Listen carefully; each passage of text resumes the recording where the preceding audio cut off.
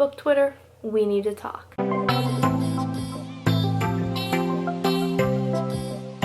Hello everybody, my name is Allison and this is not a normal video that I usually film. But I decided I kind of wanted to bring it up. I don't know why. I'm venting. This is me venting. So if you don't want to hear me ramble and vent about something that's really not that important in the grand scheme of things, honestly, I would just click off this video. But if you do want to listen to me rant and rave about something, then stick around. So today we are talking about book Twitter and the drama that just went on. Now I am going to say I have taken a couple days to step back and not be so angry, because I was quite angry about this situation like 2 days ago when this all happened. But that's okay. I've kind of taken a step back, cooled myself down. I think being in isolation has really gotten everyone kind of frazzled about everything. But that is the adaptation of The Selection. If you don't know, The Selection is one of my favorite series of all times, and I'll get into why that is later on down the line. But it is one of my favorite series, and so when I heard that it was getting another chance at an adaptation, I was really excited. I want to see these characters alive on the screen. It's something that I feel like all of our favorite books, we want to see if they don't mess it up. Also, I really want to be Marley, so if anyone's got any connections with the casting director, hi, my name's Allison and I'd like to play Marley Thames.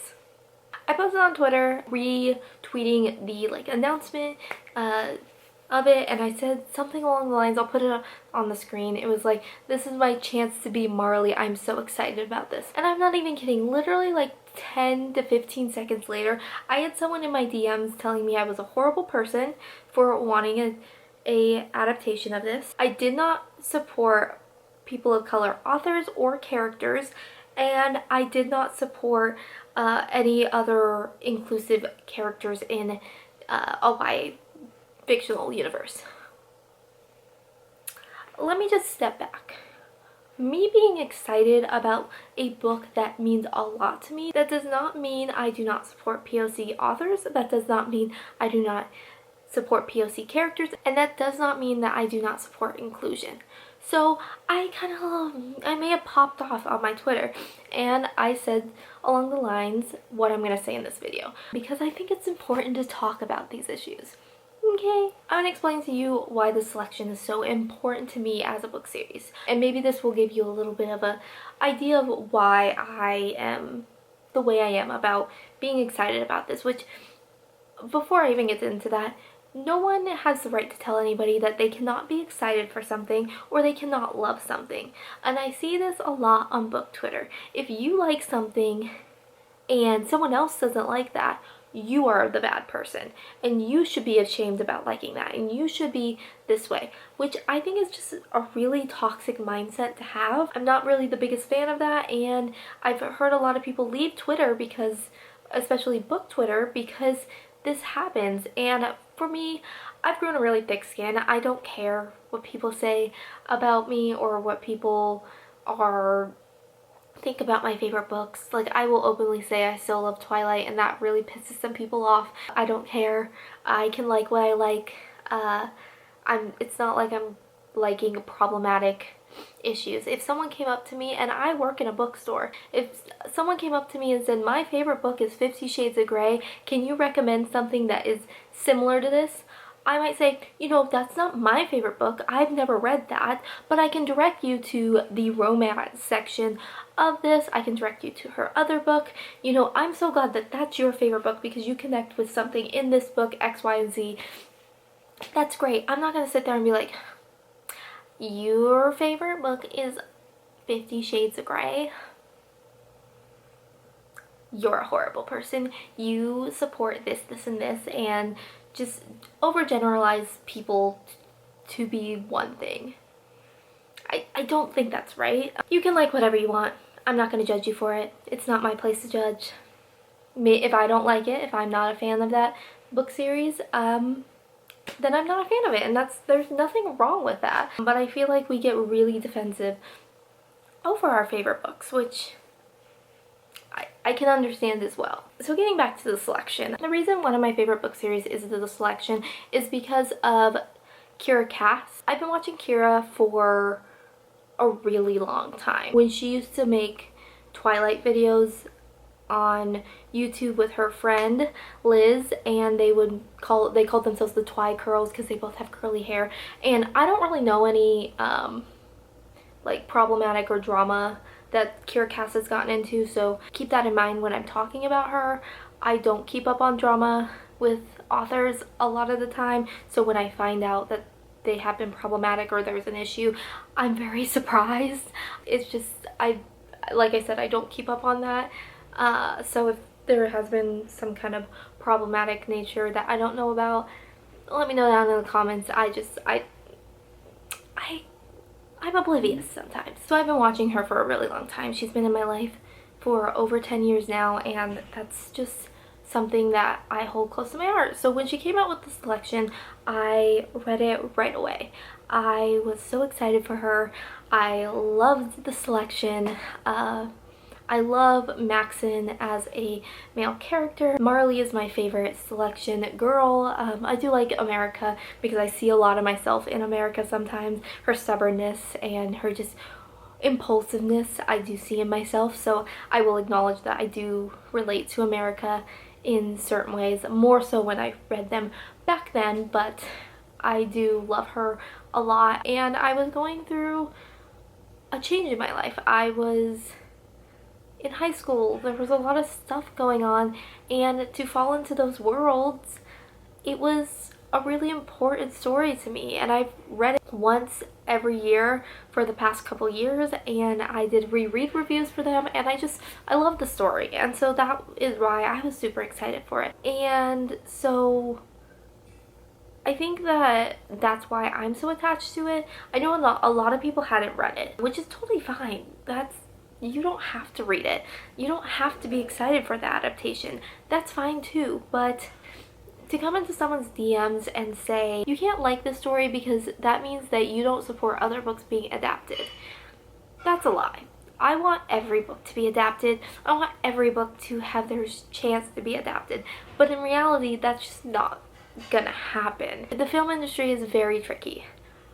I know a lot about it because I took classes in college about it. I wanted to be a director and screenwriter, so I learned a lot about film rights and stuff like that. When something is very popular, the rights are going to be bought right away. When the selection was popping off in its glory days, I can guarantee the rights were bought right away. And I do know that there were, I only knew about, someone said that this has been tried to be done 2 other times and this is the 3rd chance. I only know one other time it was actually tried, and that was by the CW, and I'm kind of glad that that didn't work out because the casting was wrong at the time, and it wasn't my favorite pilot episode. So for me, I was glad that this didn't go off. But if it was done another time, I don't think it was ever filmed. It might have been screenwritten. A lot of times when rights to something is going to be expiring in, say, a year or 2, they will try to give it one last hurrah. So rewrite the script,